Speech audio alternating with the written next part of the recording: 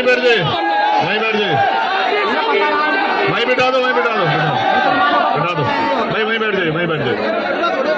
Political programme नहीं है ये, हमने परमिशन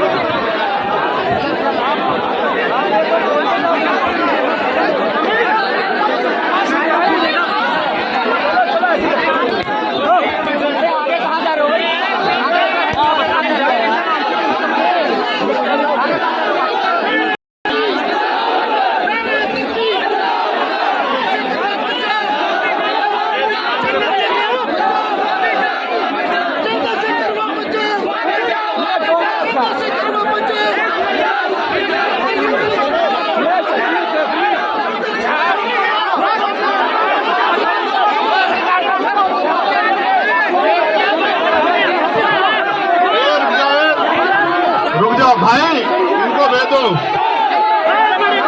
आपस में मत करो, रुक जाओ, एक तो पकड़ गया।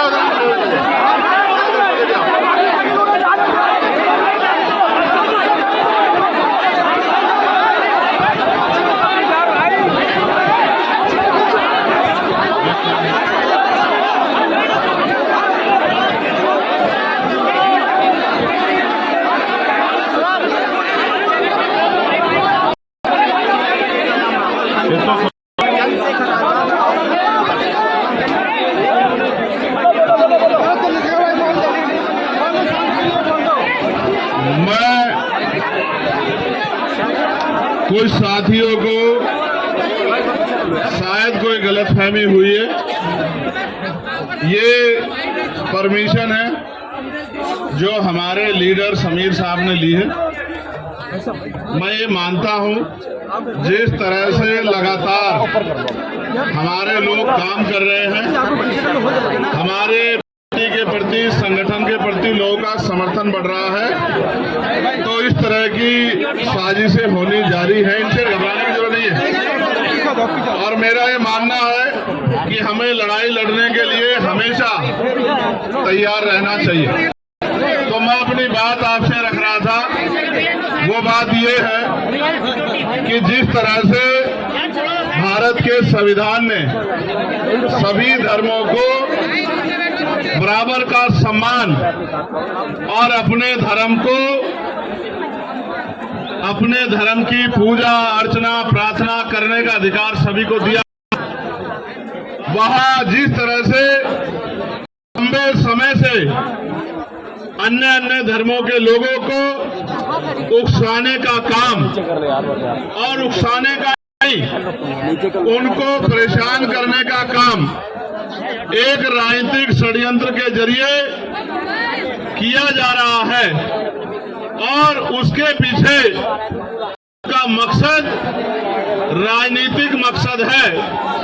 हमें बहुत समझदारी से, बड़ी जिम्मेदारी से अपने इस कार्य को, जो संविधान की रक्षा का भी है और जो कार्य देश में अमन भाईचारा प्रेम बना रहे और देश एकजुट होकर तमाम तरह की गैर बराबरी, तमाम तरह के जुल्म और तमाम तरह की जो समस्याएं जनता के सामने आ रही है, उनके खिलाफ लड़ाई लड़े, इसलिए आज इस मंच के माध्यम से मैं अपनी बात को स्पष्ट करता हूं कि अगर भारत, क्योंकि बहुधर्मी देश है, अनेक अनेक धर्मों के लोग, अनेक अनेक जातियों के लोग लंबे समय से भारत में रह रहे हैं और इन सब जातियों के लोगों ने, धर्मों के लोगों ने, जब भारत गुलाम था, तमाम तरह से भारत के ऊपर जो हुकूमतें काबिज थी, भाई पीछे को खड़ा जो हुकूमतें काबिज थी, यानी कि अंग्रेजों की सरकारें, उनके खिलाफ मिलकर लड़ाई लड़ी थी। और लड़ाई भी ऐसी नहीं लड़ी कि थाली में सजा के आजादी मिली हो, लड़ाई भी इस तरह लड़ी कि जाने कुर्बान करनी पड़ी। बहुत सारे बड़े पैमाने पे हर सभी धर्मों के लोगों ने बलिदान दिए, तब जाके देश आजाद हुआ।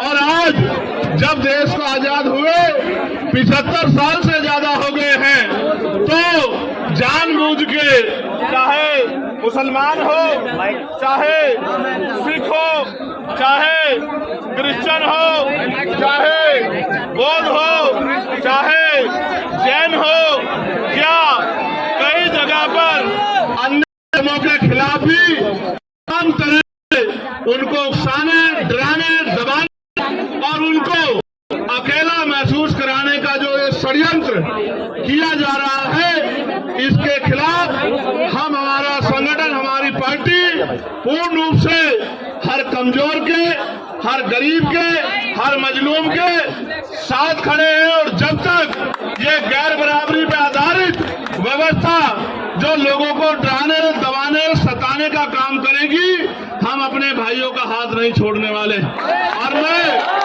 ये भी कहना चाहता हूं अपने भाइयों से भी, आज का कार्यक्रम जब वो रख रहे थे तो मैंने उनसे कहा पूरा फ्रेम कि जब आप कार्यक्रम करने जाएंगे तो आपके ऊपर झूठे मुकदमे लगा के जैसे आप सड़क पे आपको डराने का काम आएगा। इसलिए इस काम की जिम्मेदारी जिन लोगों को, जो सबको अपना भाई बना के एकजुट होकर चलना चाहते हैं, उन भीम आर्मी आजाद समाज पार्टी के लोगों को अपने हाथों में उठानी चाहिए। क्योंकि जब आप वोट मांगने जाते हो तब तो आप सबसे वोट मांगते हो, बड़े बड़े वादे करते हो, और जब चुनाव निकल जाता है और गरीबों पे, कमजोरों पे जुल्म होता है, तो सारी पार्टियों की तरह आप भी इंतजार मत करो कि वो सड़क पे निकल के अपने आप लड़ाई लड़े।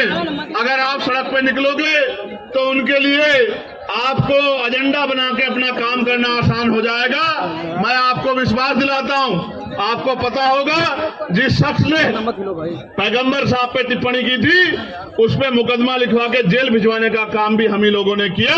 और हमारे लोगों ने गाजियाबाद में आंदोलन किया और अरेस्ट कराने का काम किया।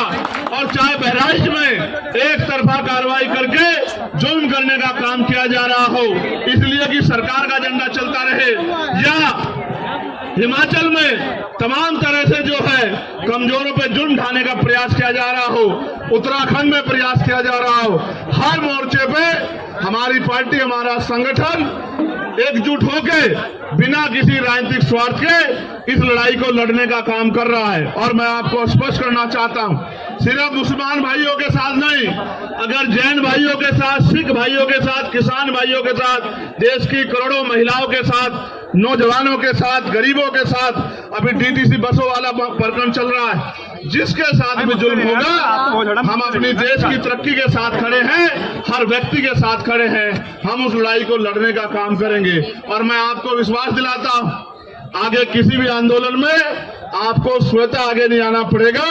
जब जब कोई जुल्म होगा, हम लोग उस लड़ाई को लड़ने का काम करेंगे। और याद रखना, ये जो आरएसएस के लोग हर जाति धर्म के लोगों में घुस गए, इनके विचार को मानने वाले लोग हर जाति में हैं, हर धर्म में हैं, इनसे भी हमें सावधान रहना पड़ेगा।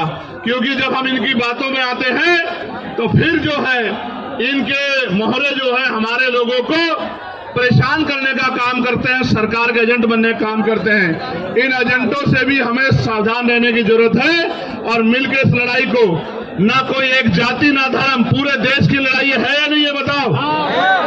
अगर किसी पे भी जुल्म होता है तो पूरे देश को इकट्ठा खड़ा होना चाहिए, नहीं होना चाहिए? अगर किसी को सताया जाता है तो सबको उसकी आवाज उठाई जानी चाहिए, नहीं जानी चाहिए? मैं आपको विश्वास दिलाता हूं, आप इसी पेड़ के नीचे हमने पहलवान बेटियों के सम्मान की लड़ाई भी लड़ने का काम किया था। आप सबको इस बात को याद रखना चाहिए। और आप जानते हैं पार्लियामेंट में भी उन पहलवान बेटियों के सम्मान की लड़ाई को लड़ने का काम आपके चंद्रशेखर आजाद ने किया था। और आज मैं आपको विश्वास दिलाता हूं, जिस तरह से जानबूझ के टारगेट करके मुसलमानों के खिलाफ हिंसा का और ये धर्म के आधार पे जो है अपमान करने का काम किया जा रहा है, पार्लियामेंट में आवाज उठा के इस पे कानून बनवाने का काम भी हम लोग करेंगे। मेरी इस बात को आप लोग याद रखना। लेकिन मैं आपसे भी कहना चाहता हूं कि अगर आप लोग एकजुट नहीं रहे तो आपकी एकजुटता ना रहने का फायदा दूसरे लोग उठाएंगे। हमें बुलडोजर, मैं फिर कहता हूं, पहले दिन से हम लोग बुलडोजर के खिलाफ रहे हैं और बुलडोजर की प्रक्रिया न्याय संगत है नहीं। हम संविधान को मानने वाले लोग हैं। ये बुलडोजर गरीबों पे नहीं चल रहा है, ये बुलडोजर भारत के संविधान पे चल रहा है और इस बुलडोजर का इलाज भी हम लोगों को करना पड़ेगा। मैं आपसे फिर कह रहा हूं, बुलडोजर से नहीं, आप अपनी एकता बना के रखिए। संविधान की ताकत से बुलडोजर भी निस्तानाबूद होगा और बुलडोजर चलाने वाली सरकारें भी निस्तानाबूद होंगी। मेरी बात को आप याद रखें। मुसलमान भाइयों को मेरा ये कहना है संदेश के तौर पे कि आपको हजरत पैगंबर मोहम्मद साहब को पढ़ना भी चाहिए, पढ़ना चाहिए कि उन्होंने सारी उम्र इंसानियत के लिए काम किया, कमजोरों के लिए काम किया, मजलूमों के लिए काम किया, उनको मुख्य धारा में लाने का काम किया। जो काम आज हम लोग कर रहे हैं कि हर व्यक्ति बराबर का अधिकार उसको मिले, वही काम उन्होंने किया। और उनके बाद हजरत उमर साहब ने भी वही काम किया।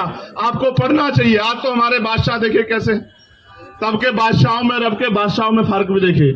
आज तो बादशाह 8,000 करोड़ के हेलीकॉप्टर हवाई जहाज से चलते हैं, वो तो पैदल भी चलते थे तो अपने बराबर वाले का ख्याल रखते थे। तो हमें समझना चाहिए, धर्म से बढ़कर भी इंसानियत के तौर पे भी हमें समझना चाहिए कि हमारे बड़ों ने हमें क्या सिखाया।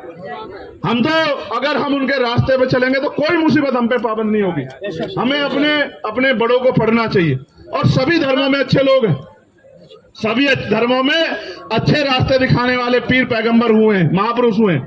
हमें उनको भी पढ़ना चाहिए और देश के संविधान के खड़े होकर संविधान के आधार पर आगे बढ़ना चाहिए। इसी से हमारी तरक्की होगी। और आपको कहना चाहता हूं, मॉडर्न एजुकेशन स्वीकार करो, पढ़ो, डॉक्टर बनो, इंजीनियर बनो, वकील बनो, जज बनो, पटवारी बनो, सेक्रेटरी बनो, आईएएस बनो, आईपीएस बनो, सिस्टम का हिस्सा बनो और कुर्सी पे बैठ के अपने लोगों को आगे बढ़ाने का काम करो। इसके अलावा कोई रास्ता तरक्की में नहीं है। आजादी से पहले सरकारी नौकरियों में आपका क्या परसेंटेज था, आज क्या है? आप देखो कमी कहां रह गई। ये मैंने नहीं, ये आपको और हमें मिलकर सोचना कि जब तक हम लोग एजुकेशन को स्वीकार नहीं करेंगे और संविधान के फैसलों के साथ नहीं खड़ोगे तो हमें परेशानियों का सामना करना पड़ेगा।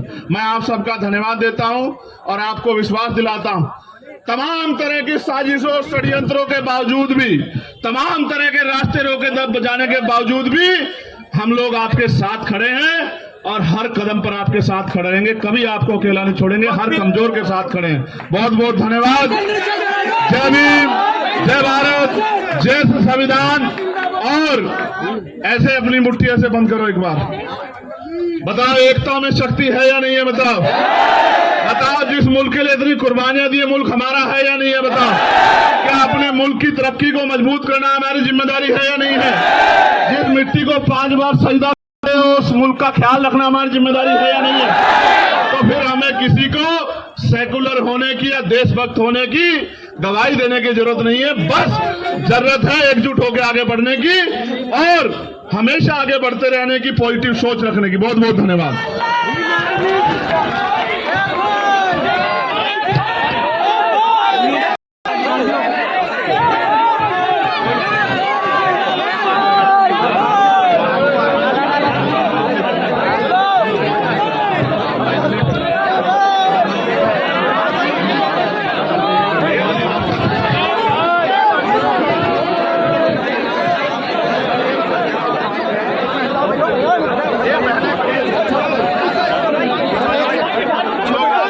हेलो, बहुत बहुत शुक्रिया चंद्रशेखर भाई का कि वो यहाँ आए और जोर से नारा लगाओ। चंद्रशेखर भैया जब पूरे उत्तर प्रदेश साथी समझ ले मुस्लिम वाले चुप बैठे हुए थे MP और एक नौजवान जो दलित समाज से आता है वो आपकी लड़ाई लड़ रहा है, उसको सोचिए आप नौजवानों, इनका साथ दीजिए और कंधे से कंधे इनकी लड़ाई में लड़िए, इंशाअल्लाह आपको कभी अकेला छोड़ देंगे। जिंदाबाद जिंदाबाद। और इसी के साथ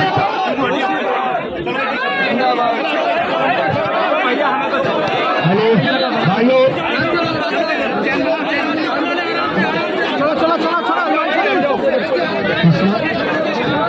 समापन करते हैं भाई आज का प्रोग्राम और माशाल्लाह बहुत अच्छा रहा। आप सभी साथी यहाँ पहुंचे। मान्य मेहरबानी होगी सर। हाथ मिला लो, सब लोग ये होगा कि आपसे ज्यादा प्यार करता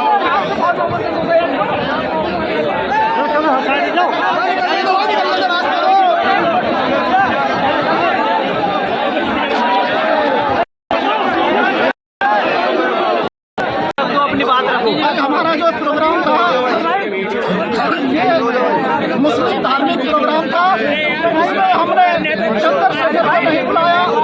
चंद्रशेखर का विरोध करते हैं, चंद्रशेखर बिना बुलाए आए हैं। हमने चंद्रशेखर को नहीं बुलाया, हमने चंद्रशेखर नहीं बुलाया। चंद्रशेखर अपनी मर्जी से आए हैं, प्रोग्राम है, हम अपनी मांगे रखना चाहते हैं सरकार से और चंद्रशेखर का विरोध करते हैं कि उन्होंने बैनर भी लगाया, हम बैनर फाड़ दिया पीछे से, देखिए आप, हमने बैनर फाड़ दिया है। चालू करवा दो। चंद्रशेखर की ये जो यहाँ पर गुंडागर्दी है बिल्कुल नहीं चलेगी। मुसलमान अपनी आवाज बुलंद करने के लिए आया, हुजूर सल्लल्लाहु अलैहि वसल्लम के लिए यहाँ आया है। चंद्रशेखर मुस्लिम समाज के साथ हाथापाई भी करी है, उन्हें बदतमीजी भी करी है, उसके साथ जो गार्ड थे उन्होंने भी हमारे साथ हाथापाई करी है। इसका जवाब हम पुलिस थाने में भी देंगे। परमिशन आपकी थी, चंद्रशेखर जी की थी, परमिशन हमारी किस नाम से परमिशन ली थी आपने? और ये किसी भी धर्म किस नाम से परमिशन ली थी आपने? मुसलमान के नाम से ये कोई नाम नहीं था, ये पूरे धर्म और पूरे हिंदुस्तान के जो धार्मिक लोग हैं, प्रोग्राम कोई पार्टी का प्रोग्राम, पार्टी का प्रोग्राम गया नहीं, हमारा नहीं। हम अपनी प्रधानमंत्री से रखने आए थे, मुख्यमंत्री से रखने आए थे, क्योंकि ये मसला उत्तर प्रदेश। चंद्रशेखर हमारा नेता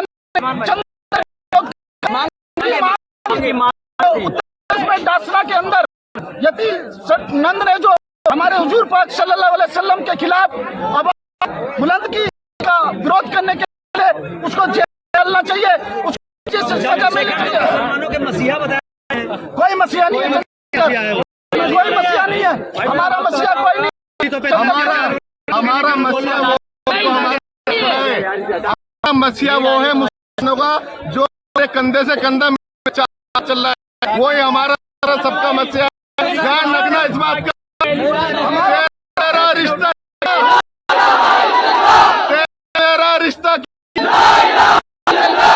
हिंदुस्तान हिंदुस्तान भारत के चार भाई हिंदू मुस्लिम, भारत में चार सिपाही हिंदू मुस्लिम,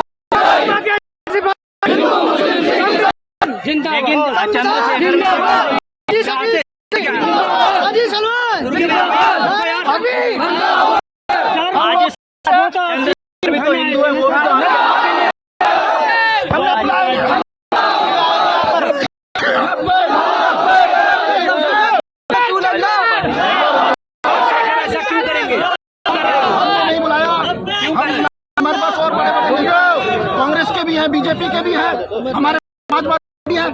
कल का बच्चे सामने काय का नेता हो गया हमारा। एक बात बताइए, उनकी परमिशन 11 बजे से थी, आपकी परमिशन 2 बजे से पूछता है। मंच पे बिठा रहे हैं हम लोग, गुंडागर्दी हमारी मंच पर, उसने हम पुलिस वालों ने हमारे साथ गुंडागर्दी की। चंद्रशेखर के पुलिस वालों ने बदतमीजी, चंद्रशेखर के धक्का मुक्की करी, हमारे साथ हाथापाई करी, गुंडागर्दी करी। सांसद गुंडा थोड़ी हो सकता है। अगर उसने बात रखती, हमारी बात रखता तो हमें बुलाता, हमसे पूछता। से बात करता है, हमारे साथ गुंडागर्दी करा रहा है। लोग बोल रहे हैं तुझे हमने फिर के गुंडों से अरे नहीं आ गया तो प्रधानमंत्री बन गया, प्रधानमंत्री के साथ से बोलते हैं सबका साथ सबका विकास है, सबका विश्वास। मैंने बहुत मैंने चंद्रशेखर का विरोध किया, करती दिखाई, लेकिन हटाने चंद्रशेखर ने गुंडों को चंद्रशेखर का एक बात सुन लीजिए, आपकी परमिशन 2 बजे से थी, चंद्रशेखर की 11 बजे से थी। वही चंद्रशेखर की परमिशन नहीं हमारी थी सिर्फ। अगर ये आपका मंच था तो आप पोस्टर कैसा लगा? लगे थे गुंडागर्दी है, ये गुंडागर्दी उनके लोगों ने लगाया। एक पोस्टर लगे तो पोस्टर नहीं लगे थे। ये मैं तो बोल रहा हूँ, ये कोई पार्टी का, अरे सुनो, 11 बजे कोई पार्टी का प्रोग्राम है, तो इन्होंने ये पोस्टर लगाए, करती गलत क्या है? पार्टी का नाम प्रोग्राम को, ये धार्मिक प्रोग्राम था, हम सब भाइयों का प्रोग्राम था। ये भाई इतनी दूर दूर से आए हुए हैं, ये पार्टी के लोग आज यहाँ जमा है। इन 4 लोगों ने अपनी वाहवाह कराने के चक्कर में इस प्रोग्राम को, अब क्या है, इसकी सजा होगी, उन्हें जरूर मिलेगी। ये मंच आपका है, मतलब ये मंच हमारा है, हमारी परमिशन है, हमारा प्रोग्राम था, शांतिपूर्वक प्रोग्राम था अपने अधिकारों के लिए, जो हमारे नबी की शान में उसके हम यहाँ प्रोटेस्ट आराम से कर रहे हैं। हाथापाई नहीं, उन्होंने धक्का धुक्का मारवाया, अपने गुंडों से बदतमीजी करवाई, ये ज्यादा गलत है। आपको इसका मतलब इल्म नहीं था कि ऐसा होगा? नहीं, इल्म क्या, हमें पता ही नहीं करा रहा है, नहीं तो हम लोग तभी बुला लेते। लेकिन चंद्रशेखर की तो कैंपेन चल रही थी दिन से। कितने बजे आए थे आप? हम लोग 1:20 पे आया हूँ मैं। 1:20 पे आप आए और मैं तो मुझे लगा मिला उसका आते अरे सामने का रोड का ठेका नहीं का ठेका, तो आप भी लगा लो, कोई लगा हुआ था पीछे नहीं। हमने ये बोला था रोड पे किसी का भी पोस्टर आप अपने जिम्मेदार हो, पर पीछे पे पोस्टर होना चाहिए किसी का भी। पोस्टर क्यों नहीं आया? बताइए, चाहता नगीना से लोकसभा क्या जीत गया, मुसलमानों बन गया। अब मुसलमान अपना लीडर और मुसलमान लीडर मानेंगे जब मुस्लिम के लिए कुछ करेंगे। आज ये मुस्लिमों ने इन्हें नगीना से MP बना दिया, पर अब तक मुसलमानों के लिए करा क्या है? ये बोलने से आने से क्या होता है, बोलने से क्या होता है? तैयारी क्यों नहीं की? पूरी तैयारी थी हमारी। पोस्टर वोस्टर क्या? सीएम हम उत्तर प्रदेश के मुख्यमंत्री को बधाई देते हैं। उत्तर प्रदेश के मुख्यमंत्री योगी आदित्यनाथ ने इसको बंद करा। हम योगी आदित्यनाथ को बधाई देते हैं, जिनके पास भी चलवा रहे हैं। स्वागत अगर गलत करेगा कोई तो उसका भी स्वागत चाहिए।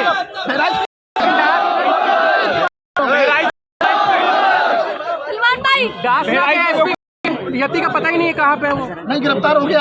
मेरा रिश्ता क्या, मेरा रिश्ता क्या, इनकलाब। ये है नबी पाक सल्लल्लाहु अलैहि वसल्लम की शान और अजमत को बाकी रखने के लिए यहाँ आज जमा हुए हैं। इसका मतलब ये यहाँ अगर कोई आए और अपना राज उल्लू सीधा करने के लिए आ रहा है, वो साफ दिख रहा है। ये कौम, ये पागल, ये लोग यहाँ जो जमा हो रहे हैं, एक एक शख्स के दिल के अंदर नबी पाक नहीं बुलाया तो आज क्यों गए? तो आप आवाम की तरह यहाँ बैठे ना। अगर आपको नबी से मोहब्बत है तो जिस तरीके से ये लोग जमा है, आप इन बात में नीचे बैठ के बात करें ना। आप मंच इख्तियार करने की कोशिश करेंगे, प्रोग्राम को हाईजैक करने की कोशिश करेंगे। ये कौम, ये उम्मत बेवकूफ नहीं है। हम नबी जान के लिए हो सकते हैं, हम नबी दे सकते हैं, अपनी जान भी दे सकते हैं, नहीं बनेंगे। चाहे रावण, उसका जिसका नाम ही रावण हो, भलाई की उम्मीद क्या की जा सकती है? जिसका नाम ही रावण रखा हो, कोई प्यार, ये आपकी गलतफहमी है, आपकी गलतफहमी। किसी का जीत जाना मोहब्बत नहीं होती। आप हमारे जज्बात के साथ खिलवाड़ रहे हैं। हमारे जज्बात नबी पाक सल्लल्लाहु अलैहि वसल्लम से जुड़े हुए हैं। हम अपनी स्पीच नहीं दे रहे, हम अपने जज्बात जाहिर कर रहे हैं। और जमा होने लोग दिलों के अंदर पाक सल्लल्लाहु अलैहि वसल्लम की जमा। जी का भाषण ये देखिए, हमने किसी ने कोई भाषण की तरह किसी की तरफ ध्यान नहीं है। एक मेमोरेंडम दे, हमें लोगों को ये बताना है कि नबी पाक सल्लल्लाहु अलैहि वसल्लम की शान वमा अरसलनाका रहमतन लिल आलमीन है, वो तमाम दुनिया यति को क्या सजा जो तय करे, जो कानून में तो कह रहे हैं योगी जी से खुश हैं। योगी जी से खुश है, वाकई में योगी जी का पैगाम, भारतीय जनता पार्टी का जो एक पैगाम आया, भारतीय जनता पार्टी ने ये कहा, बहुत अच्छी बात, ऐसे लोगों को बख्शा नहीं जाएगा, फौरी तौर पर गिरफ्तारी भी हो गई। अब जो ये लोग बात नहीं समझ रहे, आप लोग पहले बात हमको समझिए, पहले समझिए, बात दूसरा रुख मत दे, बात को दूसरा रुख दे। हमारी किसी पार्टी से कोई नहीं है, हमारी देश के किसी भी बिरादरान वतन से कोई लड़ाई नहीं। नबी सल्लल्लाहु अलैहि वसल्लम गुस्ताखी करने वालों से और यहाँ जो होने का मकसद है, आप इत्मीनान से खड़े हो भाई, बात प्यार से, जमा होने का मकसद सिर्फ है हम लोगों तक बात पहुंचाना चाहते हैं। कोई गैरा कहीं से भी खड़ा हो, नबी की शान जाने, नबी के बारे में बताए, हम उन लोगों को ये सबक सिखाना चाहते हैं कि हमारे नबी की शान को जाने, तो आओ हमारे पास, तगो हमारे, हम बताएंगे नबी की शान कैसी थी, हम बताएंगे नबी हम कैसे थे। आप नत्थु खैरे का जाकर आप बयान रिकॉर्ड करते हैं, आप उनकी रीलों को वायरल करते हैं, ये गलत काम ना करें। आप ऐसे लोगों को खंडन करें, ऐसे लोगों को अपनी जूतियों के नीचे रखें। और गैरू यही महाराज से जैसे ये अपने मजहब का खंडन, ये अपने मजहब, ये लोग हिंदू मजहब कहाँ लिखा है कि किसी मजहब आपका साथ दिया उसके खिलाफ चंद्रशेखर कोई राजनीति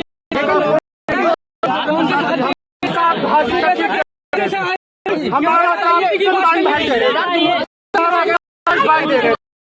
नबी के राजनीति की बात किसी ने हमारे शान में गुस्ताखी है, उसके बारे में बोला कोई? कौन सा राजनीति चलनी यहाँ पे?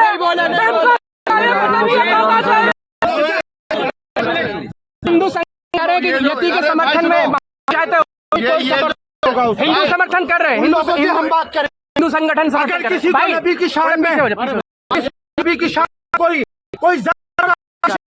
वो आप संगठन महासभा कर, पहले एक नबी की मती से बात कर ले, नबी वालों से एक बार मिल ले, हमारा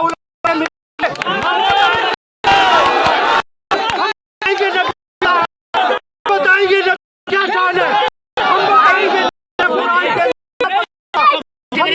नबी ने उम्मत के लिए आप हमसे हम पेरिस से लेके जापान के पूरी दुनिया को ये पैगाम देना चाहते हैं, हम हिंदुस्तान के बिरादराने को ये पैगाम देना चाहते हैं। अपनी सभाओं से पहले एक आके उम्मतियों से तो नबी मानने वालों से नबी की शान लो, तब तो नबी के बारे में पता लगे।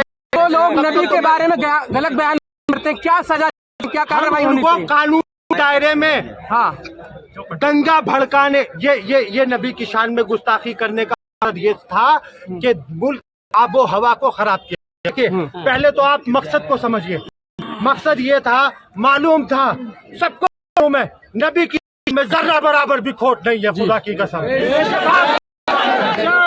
अगर कुत्ता नबी के बारे में भोंकता है, उसका मकसद माहौल खराब करना है, और हमें माहौल खराब नहीं होने देना, हम कभी माहौल खराब नहीं होने देंगे। हम दुनिया को प्यार से इसी जैसे यहाँ जब हुए इसी इज्जत से बताएंगे। लोग छोड़ो यार, ये जो लोग यहाँ ये सिर्फ माहौल खराब करने आए थे, मैं अपने भाइयों का सबका दिल से धन्यवाद करना चाहता हूँ, जो यहाँ जंतर मंतर पे बहुत दूर दूर से लोग आए हैं। पार्टी से नहीं आए। यति के लिए क्या कहेंगे? यति के लिए आप परिवार में के लिए FIR हुई है, जो सजा देगा। कानून, हमारा हिंदुस्तान कानून से, संविधान से चलता है और इंशाल्लाह चलता रहेगा। और ये हमारा हिंदुस्तान बहुत प्यारा मुल्क है, पूरी दुनिया में इसका नाम महान मुल्क है। ये 2-4 गंदे लोग प्रोटेस्ट करने आ गए। क्या कानून पे भरोसा तो यहाँ पे प्रोटेस्ट कानून पे हम पे सुनो, कानून भरोसा नहीं है। कानून ये बताओ, हम प्रोटेस्ट भाइयों को लेकर साथ इसलिए करने आए कि हम सब एक हैं। कहीं गलत होगा तो हम सब एक साथ खड़े हैं। लेकिन योगी आदित्यनाथ ने तो कहा है जो इस तरह की बयानबाजी करेगा उसको जेल में डाला जाएगा, कार्रवाई अच्छी बात है। इसमें हिंदू हो, मुस्लिम हो, सिख हो, सिकाई हो, इस हिंदुस्तान में जो भी है, जो आदमी गंदा भड़केगा, गलत सब करेगा, कार्रवाई होनी चाहिए। इसमें कोई भी हो। तेरा रिश्ता क्या